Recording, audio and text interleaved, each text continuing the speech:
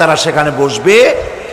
আর জান্নাতীদের মনের মধ্যে কোনো দুঃখ থাকবে না, পেরেশানি থাকবে না। পৃথিবীতে মানুষের দুঃখ থাকে, পেরেশানি থাকে, সেখানে কোনো দুঃখ আর পেরেশানি থাকবে না। সেই জায়গাটা হবে শীতাতপ নিয়ন্ত্রিত, না শীত না গরম, চির বসন্ত বিরাজ করবে। জান্নাতীরা সেখানে থাকবে।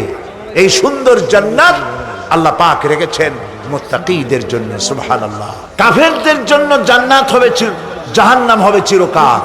খালিদিনা ফিহা আবাদান, চিরকাল কাফেররা জাহান্নামে থাকবে। সর্বশেষ যে ব্যক্তি জাহান্নাম থেকে মুক্তি লাভ করবে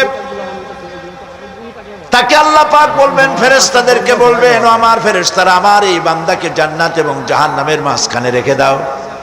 জান্নাত এবং জাহান্নামের মাঝখানে লোকটি যখন থাকার